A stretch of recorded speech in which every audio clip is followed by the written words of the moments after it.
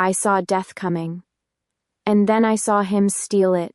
It happened on a 2-lane road just outside the city, early autumn. The sky was smeared with fog, the kind that curled low over the ground and clung to the yellowed edges of the trees like breath that never left. I was driving to a freelance client, some corporate branding pitch that didn't matter anymore. Half asleep, one hand on the wheel, the other nursing a coffee that had gone cold. I should have noticed the truck sooner. I remember the screech first. Tires. A crunch. Time yawned open like a gaping mouth. The silver sedan ahead of me tried to swerve, but the delivery truck had already crossed the median, skidding on black ice or maybe fate. It was going to hit. Only it didn't. Because someone stepped into the road. Not a paramedic, not a bystander. He wore black, not the cheap kind that swallows light, but the kind that reflects nothing at all. His posture wasn't panicked. He didn't run. He moved like he belonged there. Like he'd been waiting for this exact moment. I blinked.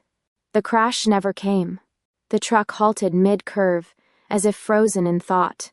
The sedan jolted, but remained untouched. And he stood between them. I slammed on the brakes. My car skidded slightly, the coffee tipping into my lap. I cursed. I fumbled for the door. The chill bit through my jacket the second I stepped out. The man was already turning toward me. Tall.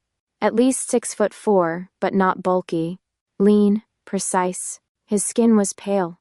Not sickly, more like marble. His face... God. His face looked wrong in the way statues look wrong when they smile, like perfection stolen from something that shouldn't know how to feel. And those eyes... I froze. They weren't just cold. They were ancient. He tilted his head, studying me. Not confused, not curious. More like... disappointed? You shouldn't be able to see me, he said, voice smooth as a cello string. I swallowed, trying to process the physics of what I had just witnessed. What did you do? He took a step closer. The air thickened. I could smell something faint, like charred wood and citrus. Sparks, under ash. He inhaled slightly, then frowned. But you smell like fire. I should have screamed, should have run. Instead, I stood there shivering in my too-thin jacket and watched as the world bent around him. A feather, dark and glossy, dropped from the air behind him. And then he was gone. No dramatic exit. No swirl of shadows. Just... gone. Back in the car, my fingers refused to stop shaking. I drove on autopilot. My phone buzzed, probably my client, but I couldn't look at it. My heartbeat was erratic, the kind of pounding you feel in your ears and behind your eyes. I pulled over twice just to breathe. Had I hallucinated it? A stress-induced episode? I hadn't been sleeping. I hadn't really eaten either. I had migraines sometimes. They made me see flashes. But that wasn't a flash. That was a man who stood in the middle of an impossible moment. A man who stared at me like he knew me. You smell like fire. What the hell did that even mean? By the time I reached the city, the fog had burned off. I canceled the meeting. Told the client I had car trouble. They were annoyed, but I didn't care. I went home, locked the door, and sat on the couch in silence. I thought about the way time had slowed. The way his eyes narrowed like he was tasting something. I hadn't told anyone about the dreams. Not even Hannah. She was too logical for that kind of talk, too practical. But I had seen that man before. I knew it in my bones. Not in real life, in dreams. Dreams I'd had since I was a kid. The same road, the same sky, the same man in black. He never spoke in the dreams, but he was always there, standing at a distance, watching, not threatening, not comforting, just present. I used to wake up crying. My mother would hush me, brush my hair back, tell me it was just a nightmare. After she died, the dreams stopped. Until today. That night, I left every light on. I didn't want to sleep. I didn't want to see him again. But sleep took me anyway, dragged me under like an undertow. And in the dream, he stood at the foot of my bed. Only this time, he wasn't silent. "You're not supposed to remember me," he said softly. "But your soul won't forget." I didn't see him for 3 days. I told myself that was a good thing. Normal. Healthy. People who hallucinate shadowy men in black should be relieved when they don't come back. But I couldn't stop scanning every street corner, every cafe window, every reflection in passing cars. And then I saw him. Again. I was in Bean Ritual, the cafe near the art school where I used to take night classes. My laptop was open, stylus in hand, half focused on redesigning a juice brand label that looked like it came from 2009. The place smelled like cinnamon and burnt espresso. Light jazz played. Normal life. And then he sat down. Right at the next table. He didn't order anything. Didn't take off his coat. Just sat, legs crossed, hands folded loosely, watching me. I froze mid-line. My stylus hovered over the tablet screen like it had forgotten its job. I didn't want to look up. But my body betrayed me. His eyes met mine instantly, not in that casual oops eye contact kind of way, no. He'd been waiting for me to look. No recognition in his expression. No smile. No warmth. Just endless, unreadable stillness. My throat tightened. "Can I help you?" I said, voice lower than I meant. He didn't answer. Didn't blink. I blinked for him. And then he stood up, one fluid motion, turned, and walked out of the cafe. Gone. Later that evening, I told Hannah over takeout noodles. "You know what this sounds like, right?" she said, poking at her pad thai with aggressive chopsticks. "Sleep deprivation. You've been working too much, barely eating, and your brain's playing tricks on you." I chewed a rice noodle like it had wronged me. It wasn't a trick. He was there. Again. The same guy from the accident? I nodded. "And from your dreams?" Another nod. She sipped her Thai iced tea with the judgmental calm of someone who saves lives for a living. "Okay. Then either he's a time-traveling stalker with a god complex, or your brain is trying to tell you something." I hated how reasonable she sounded. I also hated that she didn't believe me. I didn't imagine him, Hannah. He sat 2 feet away from me, just watching. Creepy, but still possibly imaginary. I sighed. "You think I'm losing it?" She smiled gently. "No. But I do think you need sleep, and maybe less caffeine. And probably to stop watching murder documentaries before bed. I haven't in weeks. Then definitely sleep." I took her advice. I went home, turned my phone on silent, curled into bed early, and for the first time in days, no dreams, no demon, no death. It should have been comforting, but it felt like being left. 2 nights later, I saw him again. I had walked to the corner market for oat milk and cereal, nothing dramatic. The street was quiet, lit by flickering amber lamps, and the air had that pre-winter bite to it. I was halfway home when I heard footsteps behind me. Too fast. Too close. My stomach dropped. I glanced back. 2 guys, early 20s maybe. One of them made a loud, laughing sound that wasn't funny. I clutched my grocery bag tighter and sped up. So did they. My heart kicked into overdrive. I reached for my phone, fumbling with frozen fingers. Then one of them called out, "Hey, sweetheart, you got a name?" I didn't answer. Just walked faster. Footsteps. Then one of them grabbed my shoulder. I turned, ready to scream, to fight, but I didn't have to. He was there. Keir. He moved like he didn't walk, just shifted. Between 1 second and the next, he was standing between me and them. His voice was low, but something in it made the air vibrate. "Leave." They didn't argue, didn't talk back, just looked at him, at the too still posture, the not right calm, and ran. He turned to me slowly. "You okay?" he asked. I was breathing like I'd just sprinted a mile. My chest hurt. "You were watching me?" He didn't answer. So I asked again, louder this time. "Why are you following me?" "I don't follow." His eyes were the color of frostbitten steel. Stay close." That's not an answer. His jaw clenched, almost like the words physically hurt. Because I forgot how to leave. I stared at him, pulse still high, every nerve fraying. "That's not normal." "I'm not normal." I laughed, unsteady. "No kidding." Keir tilted his head, watching me. Not in a creepy way. No, it was worse. He looked at me like I was a riddle he'd never solve. A song he'd forgotten how to hum. He took a small step back. "I shouldn't have interfered. But you did. I always do. When it's you." I didn't ask what that meant. I didn't want to know. Not yet. It started with a leaky pipe and a crooked shelf. I was at my dad's house, the one with the overly neat bookshelves and the smell of old paper that clung to everything like grief. He'd asked me to stop by and help him reorganize the library while a plumber fixed something in the kitchen. I hadn't been there in months, maybe years, not since college. I told myself it was just shelving, just dusting, just being helpful. But something about the way the light hit the back wall, like it was highlighting something that shouldn't be seen, made me push the ladder a little farther, climb a little higher, and reach behind the top row of hardcovers. There was a box, unlabeled, wooden, old, the kind of box you hide, not store. I set it on the desk, hands already tingling like I'd touched an electric wire. The latch creaked. Inside were papers, brittle at the edges, yellowing, handwritten. And then I saw her name. Clara Winslow, my mother. Except, it wasn't her handwriting from birthday cards. It was sharper, more hurried. Like every word had to outrun something. I sat down and started to read. He came again last night.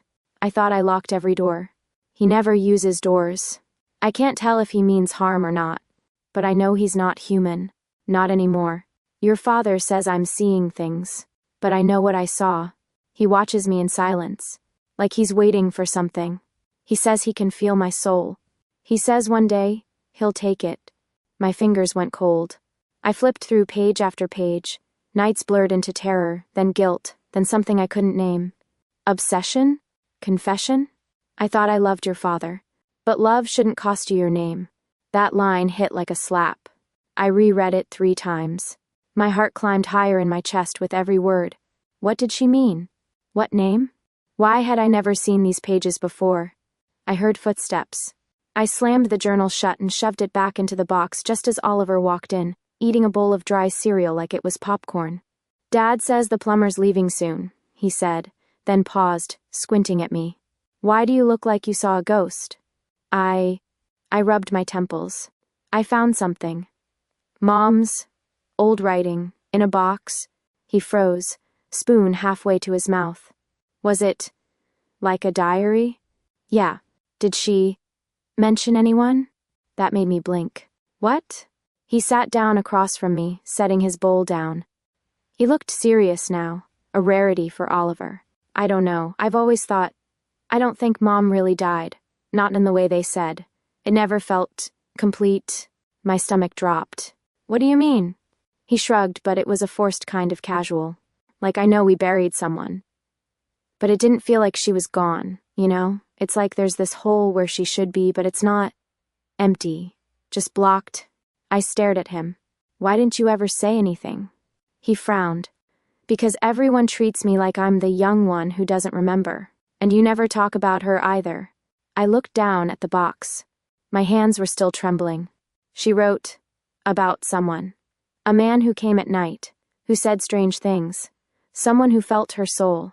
Oliver's face didn't change. You think it was the same guy? I don't know, but I did. Somewhere deep in the marrow of me I knew. The man from the road. The cafe. The market. And maybe, just maybe, my dreams. Later that night, I pulled the diary back out when I was alone in my apartment. The pages smelled like dust and something faintly sweet, like dried oranges and smoke. I found another entry, one I hadn't read earlier. He asked if I would remember him. I told him no, that I didn't want to. He said that was the saddest part, that the soul always remembers even if the mind doesn't. I closed the journal, heart pounding like a warning bell. Who was he? And why did I feel like I was next? The park was empty. Late enough that even the bars nearby had gone quiet. Early enough that the morning birds hadn't started to sing. The path lights flickered behind a curtain of tree limbs, casting strange, shifting shadows. It was the kind of night you could disappear into, and part of me wanted to. But I didn't come here to hide. I came because I knew he would find me. And I was right. He didn't appear from thin air this time. I heard the crunch of his footsteps on damp gravel behind me before I turned. Keir. Black coat. Pale skin that caught the moonlight like stone. Eyes that made my breath hitch before they even met mine. You shouldn't be here, he said, voice low and quiet, like we were already mid-conversation. I could say the same thing to you. He didn't move. I took a breath. You've been following me, watching me, showing up when no one else does. I want to know why. I want to know what you are. His jaw tensed. Something flickered behind his eyes. Not anger. Resignation. I told you, he said softly. You shouldn't be able to see me. But I do. And now I've read things. My mother's diary. She wrote about someone like you. You were there, weren't you? He was quiet for a long moment. Then yes. My hands curled into fists. So who are you? What are you? The silence thickened. Then finally he spoke, but not like someone giving a speech. More like someone confessing. I'm not human, he said. Not anymore. I haven't been for a long time. Then what? A shadow, a memory, a presence. He tilted his head slightly, eyes unreadable. A demon, if that helps. My throat dried. I don't believe in demons. He almost smiled. Most people don't. Doesn't change what I am. I swallowed hard. Are you dangerous? I don't hunt. I observe. That's supposed to be comforting? It's the only truth I have. He took a step closer. Not threatening. Slow, deliberate. I don't feed on fear or death or souls. I feel them. I read them, like scent. He paused, voice lowering. And yours? Smells like fire. I flinched. Why do you keep saying that? Because it's not a metaphor, he said. Your soul is marked by flame, not passion, not fury, ruin, the kind that doesn't come from a single moment, but a slow burn that started years ago. I stared at him, pulse thudding in my ears. You don't mean literal fire. No. Emotional destruction, trauma, the kind you bury deep even from yourself. I backed up a step. So you're just sniffing around my trauma like it's perfume? He looked away for the first time. It's not intentional. I didn't come to you. I was drawn to your refusal to die. My breath caught. What? Keir's voice barely rose above a whisper. I've seen people break in softer storms than yours. But not you. You kept going. Even when it scorched everything inside you. There was no mockery in his tone, no manipulation, just quiet observation and something else. Reverence? And that makes you want to follow me? I asked, voice cracking. No, he said. That makes it impossible not to. We stood in silence. The wind curled through the trees like it was eavesdropping. I tried to read his face, but it was too still, like trying to read a language I didn't speak. Why were you with my mother? I asked finally. His eyes flickered. Because your father invited me. That hit like a slap. What? Keir didn't flinch, not knowingly. But he sought power, success, control, things demons don't grant easily, he asked. I came. I wasn't the only one. And my mom? She saw me. Like you. She remembered me from dreams she never told anyone about. And when the time came, she chose not to give you up. I felt like the ground under my feet had gone soft. My mother, my father, this demon, all tangled in a truth I hadn't asked for. Why are you still here? I whispered. Why me? He looked at me, and something inside him cracked. I don't know anymore. We stood there, both caught in a silence that felt too alive. I didn't trust him. Not fully, but I didn't not trust him either. That was worse. Can you leave? I asked. Just go? Disappear? I can. Then why don't you? He hesitated. Then with a strange softness, because even if I did, you'd still see me. I'm stitched to your soul now. Something in me splintered. So this isn't my choice? It is. His voice was barely audible. I can go. I will, if you tell me to. The park was too quiet. My breath too loud. He was waiting. One word from me, and he'd vanish. But I couldn't say it. I didn't want him to leave. Not yet. So I said nothing. And he stayed. I didn't knock. I walked straight into my father's house like I still lived there, like I still trusted the foundation it was built on. The front door gave easily under my hand, the hinges silent. Of course they were. Everything in my father's world was silent, ordered, civilized. Even the lies. He was in his study, as always, surrounded by leather-bound books and awards he didn't dust himself. He glanced up from his desk, barely registering my presence. "Riley," he said, "you could have called. You could have told the truth." That got his attention. His gaze sharpened, and he set down his pen with practiced care. "What's this about?" "My mother," I said, stepping farther into the room. "And the man who wasn't supposed to exist, the one I see, the one she wrote about." His eyes didn't flicker, not even once, but the temperature in the room dropped. "I don't know what you think you found," he said, too calm, "but Clara was sick, Riley. She had delusions, hallucinations. We tried everything. She wasn't sick." He rose from the desk slowly, methodically. "You don't remember what it was like. You were a child." "She wrote about him," I said. "The man in black. The one who came at night. The one who said he could feel her soul." "Was he real?" A pause. A shift. Then, flatly, "Yes." The air sucked out of my lungs. "I didn't believe her at first," he went on, voice clinical, like he was giving a lecture. "She started talking about things she saw people who weren't there, dreams she couldn't wake up from. I assumed it was anxiety, depression, maybe grief. I waited. He didn't look at me. But then I saw him too. My legs almost gave out." "You saw him?" He nodded once. "He wasn't like in the books. No fire, no horns, just presence, stillness. I didn't understand it. But I wanted to." "Why?" He met my eyes then.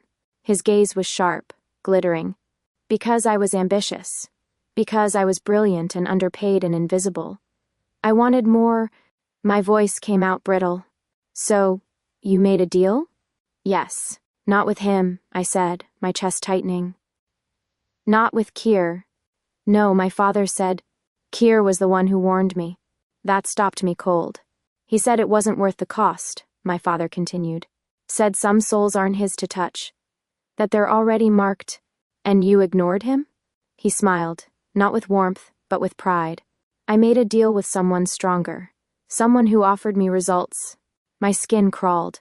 "And what did you pay?" He looked at me like it was obvious. "You." My whole body locked up. "I never signed you away," he said quickly. "That was never the intention. But the option was on the table. And your mother, she found out." I couldn't breathe. "She wanted out," he said. "Wanted to run, take you, undo everything.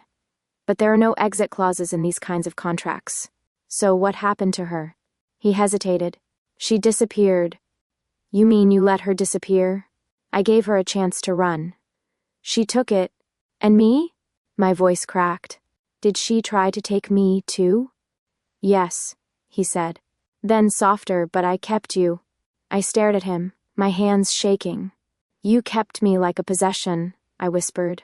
"Not a daughter. You were safe." "No," I snapped. "I was bought. You turned me into leverage and told yourself it was protection." He said nothing. For a long moment, the only sound was my pulse pounding in my ears. Then he said, "You were supposed to be payment." I said no. "Your mother said run." Tears pricked behind my eyes, but I didn't let them fall. "You chose your career over your wife, over your daughter.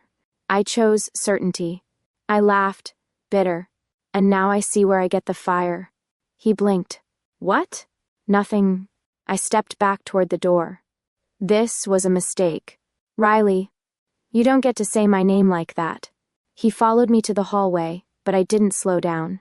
"You still don't understand," he said. "The world doesn't reward good intentions. It rewards results. I gave you a life. You gave me a life I don't recognize." I opened the door. "Where are you going?" he asked. "Out," I said. "To find the person who told you no." Then I walked out into the night, not looking back. Keir's apartment wasn't what I expected. It wasn't in a crumbling Victorian mansion or tucked behind some haunted alley. It was in a modern high-rise at the edge of downtown, on the 27th floor. Clean lines, steel and glass, the kind of place that made sound echo and light scatter. Minimalist wasn't the word. It was like the space had been stripped down to only what he could tolerate. A single black sofa, a coffee table with nothing on it, floor-to-ceiling windows that looked out over the city like a god watching mortals burn. I stood in the middle of it all, feeling too loud for the silence. "This place doesn't feel lived in," I said. "It's not," Keir replied from the kitchen, where he poured water into a kettle. I don't live. I wait. For what? He looked at me over his shoulder. Moments. The kettle clicked off. He poured 2 cups but only handed me one. His fingers brushed mine. I felt it all the way up my arm. I sat on the couch, wrapping both hands around the warm mug. You said you read souls. I feel them. Like a scent, or a frequency. Can you show me? He didn't answer right away. Then, yes. But it might overwhelm you. I'm already overwhelmed. He smiled faintly. Not mocking, just sad. Keir crossed the room and sat beside me, close but not touching. Close your eyes. I did. Now breathe. I let out a shaky exhale. Souls, he said, don't have shape. Not in the way humans understand. They're fragments, sensory echoes. Most people smell like something incomplete, sweetness with decay, salt with something sour underneath. The older the soul, the more complex the scent. I nodded slowly. And mine? Silence. He didn't answer. I opened my eyes and found him staring at me, brow furrowed, jaw tight. Well? I asked. He stopped, then leaned back slightly, like trying to get a better read. You smell like burnt orange peel, smoke, and salt water. Sounds like a failed cocktail. No, he said quietly. It's not unpleasant. But it's contradictory. Sweetness that resists, bitterness that clings, fire that doesn't consume. Most people's souls bend. Yours refuses. I looked down at my hands. That's not strength, I said. That's just fear, instinct. He shook his head. It's not fear. Fear makes things bitter. You don't break. I should be able to read you. But you don't let me. That's not intentional. But it's real. I set the mug down, my pulse picking up. You said you've seen people snap under softer storms. Maybe I already broke and just haven't noticed. He turned to me, eyes steady. No, you've bent. You've bent until the pieces reformed into something stronger. That's what I don't understand. Is that why you stay? Yes, he admitted. But not just that. I searched his face. Then what else? Keir reached out, slowly, like giving me the chance to move. I didn't. His fingers brushed my cheek. The contact was electric, but not sharp. Warm. Steady. Real. When I'm near you, he said, I feel something I'm not supposed to feel. What? Uncertainty. We were inches apart now. The light from the city glowed behind him, outlining his features in gold and shadow. His thumb traced the line of my jaw, not possessive, not hesitant. Just present. Are you afraid of me? He asked. I wanted to say yes. I wanted to say no. So I said the only thing that felt true. I was. Now I'm afraid of losing you. His expression broke, not into a smile, not into anything human. But something in him softened, like a wire pulled too tight had finally snapped. You don't have to trust me, he said. But I'll never ask you to lie to yourself. I leaned in, forehead resting gently against his. We stayed like that, breathing the same air, no words needed. No monsters, no magic tricks. Just 2 souls too burned to run and too stubborn to fall. They came for me on a Wednesday. I had just gotten back from Keir's apartment, still floating in that strange haze between peace and disorientation, when I opened my door and saw Hannah standing in the hallway. Not smiling. Not joking. Just serious. Behind her were 2 men I didn't know. Clean-cut, quiet, one holding a clipboard. Riley, she said. Can we talk? I blinked. What is this? Her voice was soft. Too soft.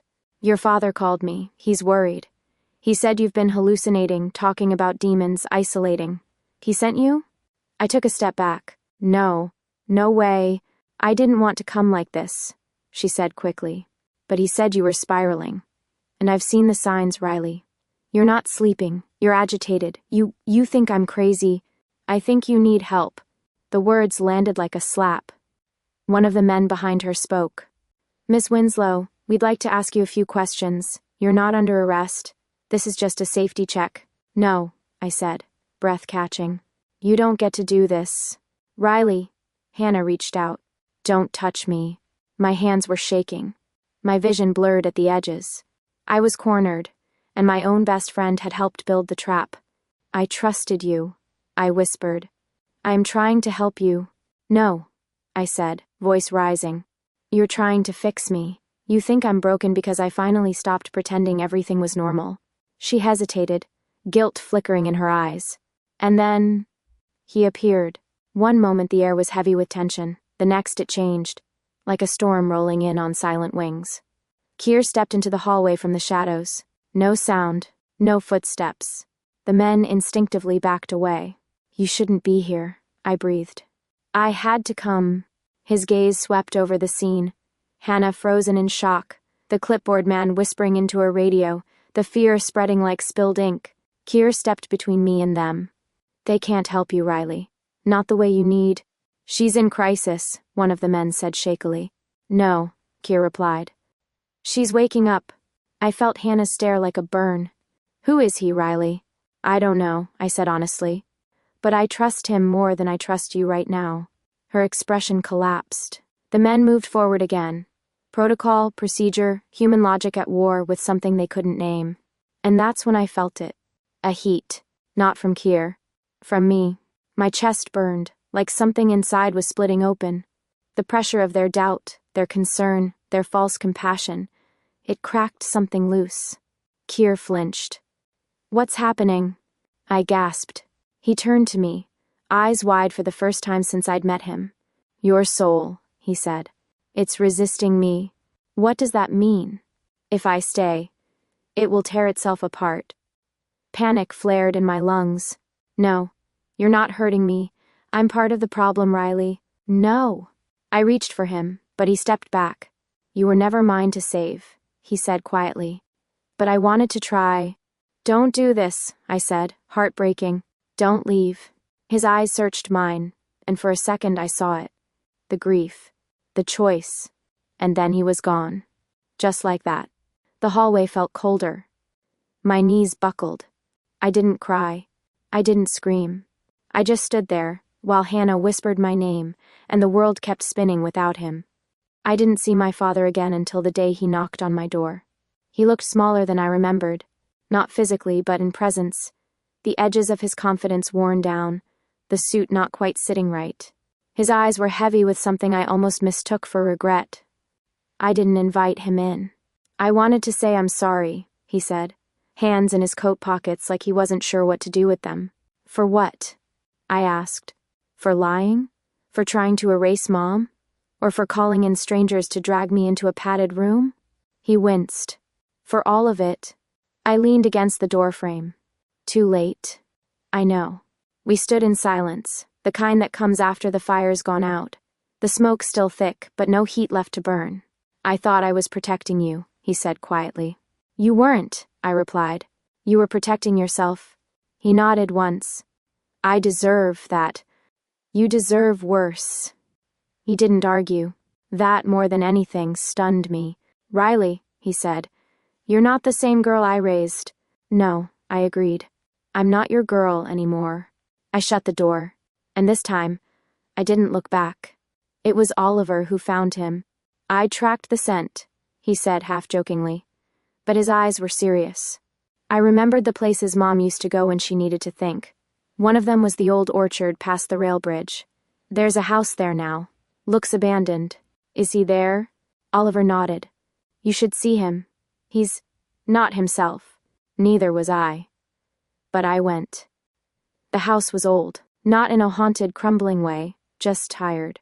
Sagging porch steps. Paint peeling. A swing on the side of the house that creaked in the wind, even though the air was still. He was sitting on the porch when I arrived. Keir, thinner, paler, like the absence of my presence had bled him dry.